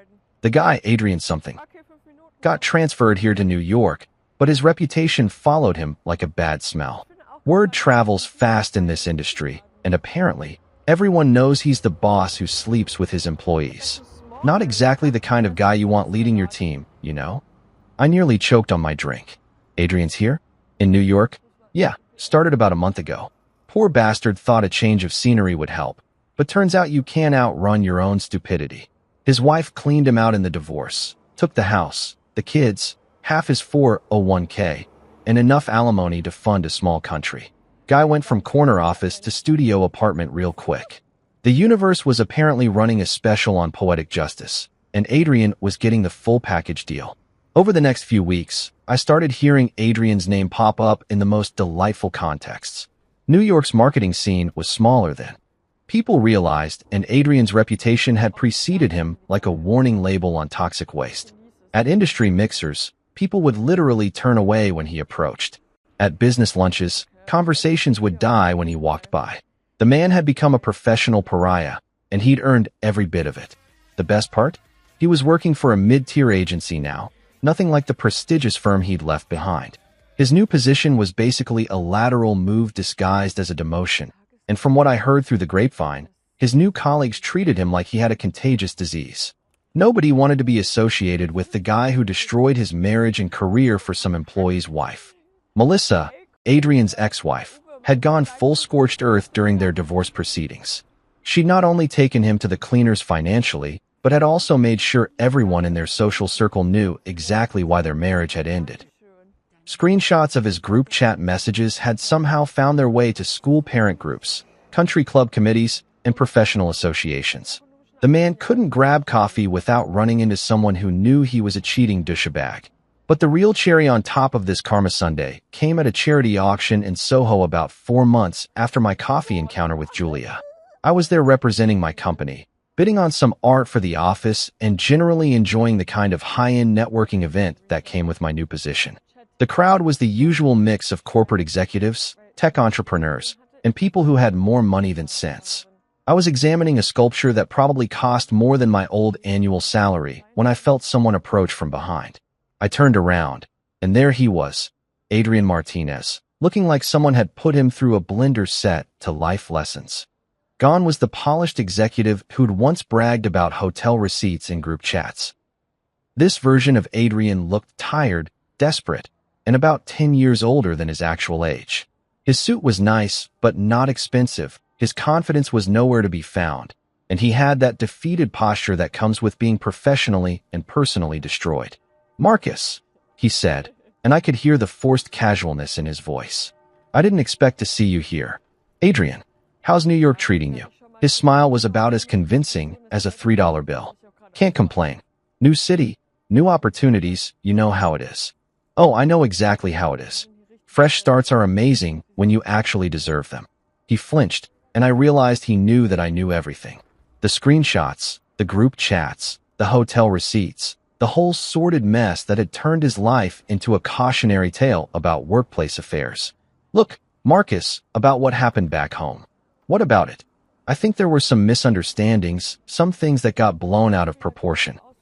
Maybe we could grab a drink sometime, clear the air?" The audacity was breathtaking. This guy had spent months mocking me in group chats, bragging about screwing my wife, and turning my marriage into office entertainment, and now he wanted to grab drinks and clear the air like we were old buddies who'd had some minor disagreement about sports teams. "You know what, Adrian? I think the air is pretty clear already. Crystal clear, actually. Come on, man. We're both professionals. No reason we can't bury the hatchet and move forward." I looked at him, really looked at him, and saw exactly what he was. A middle-aged man who destroyed his own life for a few months of excitement and was now desperately trying to convince himself that his catastrophic choices were somehow everyone else's fault. "You're right," I said. "There's no reason we can't move forward. The difference is, I already have. You buried yourself, Adrian. I don't need to bury anything." His face went pale, and I could see the exact moment he realized that I wasn't going to help him rehabilitate his image or pretend his actions hadn't destroyed multiple lives. I walked away, leaving him standing there with his fake smile and his desperate networking attempts. Watching Adrian's fall hadn't been the goal. It had just been a pleasant side effect of choosing myself over a toxic situation. Sometimes the best revenge is just living well while your enemies destroy themselves. 6 months into my New York chapter, I was living the kind of life that people write motivational Instagram posts about. Corner office with a view of the Hudson, bank account that didn't give me anxiety attacks, and a social calendar that didn't revolve around wondering where my spouse was spending the night. But the real victory wasn't the professional success or the financial security. It was waking up every morning without that knot of dread in my stomach that had been my constant companion during the final months of my marriage. The updates from my old life came through Noah, who'd apparently appointed himself as my personal war correspondent for the ongoing disaster that was Julia's existence. And let me tell you, the reports were more entertaining than anything Netflix had to offer. "Dude, you're not going to believe this latest development," Noah said during one of our weekly check-ins. "Julia's dating her personal trainer now." "Of course she is. Let me guess. He's got abs you could wash laundry on and the emotional intelligence of a golden retriever." "Bingo. Guy's name is Chad, because of course it is, and he's exactly the kind of meathead who thinks protein powder is a food group. But here's the kicker. He's already cheating on her." The irony was so perfect it almost hurt. Julia, who destroyed her marriage by cheating with her boss, was now getting cheated on by a guy whose idea of intellectual conversation probably involved comparing pre-workout supplements. Karma wasn't just knocking on her door, it had kicked the door down and was redecorating the entire house. She caught him with some Instagram influencer who does those fitness videos in bikinis. Apparently, Julia walked into the gym unannounced and found them in a very non-professional training session. The meltdown was legendary, screaming, throwing weights, threatening to sue the gym for emotional trauma. They banned her for life. I should have felt some sympathy for her. For years of marriage should have earned her at least a moment of pity when her new relationship imploded the same way ours had. But all I felt was a distant sense of cosmic balance being restored. The financial karma was even better. Turns out, Julia's little tax evasion scheme, keeping her parents' address to claim benefits she wasn't entitled to, had finally caught up with her. The IRS doesn't have a sense of humor about fraud, even the small-scale variety, and they'd hit her with penalties and back taxes that wiped out what little savings she'd managed to accumulate. She had to move back in with Linda and Brooke, Noah continued. 3 grown women in a 2-bedroom apartment, and from what I hear, it's about as peaceful as a cage fight between rabid badgers. Linda's been giving her the guilt trip of the century about bringing shame on the family, and Brooke's been playing amateur therapist, trying to get Julia to acknowledge her destructive patterns. The mental image of Julia, the woman who'd once complained about our apartment being too small, crammed into her childhood bedroom while her mother lectured her about responsibility and consequences, was almost too good to be true. But the real plot twist came a month later, when Brooke reached out to me directly. "Marcus, I know you probably don't want to hear from any of us, but I thought you should know that Julia's been asking about you. She says she's in therapy now, working on herself, and she's sorry for everything that happened." "That's great for her, Brooke. I hope she finds whatever she's looking for. She was wondering if maybe, once she gets her life together, you might consider." "No, you don't even know what I was going to ask." "Yes, I do. And the answer is no. To all of it." Julia burned that bridge, salted the earth, and then nuked the entire landscape. There's no going back, no second chances, no working things out. "I'm done." Brooke was quiet for a moment. She really is different now. The therapy seems to be helping, and she's starting to understand how badly she hurt you. Good for her. Personal growth is important. But it doesn't undo 4 years of taking me for granted, 3 months of cheating, and weeks of lying to my face while her boss made jokes about my marriage. I'm glad she's getting help, but her healing journey doesn't include me. That conversation was liberating in a way I hadn't expected. For months, I've been waiting for the other shoe to drop, for Julia to find some new way to disrupt my peace or drag me back into her drama. But hearing myself say those words out loud, hearing how final and certain they sounded, made me realize I was truly done. Not angry done or hurt done, but actually, completely, peacefully done. My 6-month performance review came with another raise and the offer to make my New York position permanent. Harold flew up from the home office to deliver the news personally, and we celebrated at a steakhouse that probably cost more per meal than I used to spend on groceries in a week. "You know, Marcus, I've been doing this for 30 years, and I've never seen someone bounce back from a personal crisis the way you have. Most people would still be wallowing in self-pity or trying to win their ex back. You just moved on. Sometimes the best thing you can do is cut your losses and bet on yourself instead of waiting for other people to figure out your worth. Well, whatever you're doing, keep doing it. The company's taking notice, and there are bigger opportunities coming down the pipeline. But the biggest opportunity hadn't come from work. It had come from the most unexpected place of all. 3 weeks earlier, I'd met Leah at a bookstore in Brooklyn. She was an editor at a small publishing house, had a laugh that made me forget my own name, and possessed the revolutionary quality of being exactly who she claimed to be. Our first date was coffee that turned into dinner that turned into a 6-hour conversation about everything and nothing. Our second date was a comedy show in the village where she laughed at my terrible jokes and made better ones of her own. By the third date, I realized I'd forgotten what it felt like to be with someone who actually wanted to be there. Leah didn't work late with mysterious bosses. She didn't have secret group chats where she mocked my existence. She didn't treat our relationship like an inconvenience to be managed around her real priorities. She was just present, honest, real. "You know what I like about you?" she said one evening as we walked through Central Park, the same park I could see from my apartment windows. "My devastating good looks and humble personality? Your peace. You've got this calm confidence, like you know who you are and you're comfortable with it. It's attractive as hell." Peace. That wasn't a word anyone would have used to describe me a year ago. A year ago, I was the guy who heated up dinner alone while his wife screwed her boss. The guy who turned down life-changing opportunities to accommodate someone else's lies. The guy who was so afraid of being alone that he stayed in a relationship that was slowly killing him from the inside. Standing there in Central Park with Leah, looking up at the skyline of a city that had given me back my life, I realized that Julia had been right about one thing. If I couldn't trust her working late with her boss, we shouldn't have been together. She was absolutely right. And choosing myself had been the best decision I'd ever made.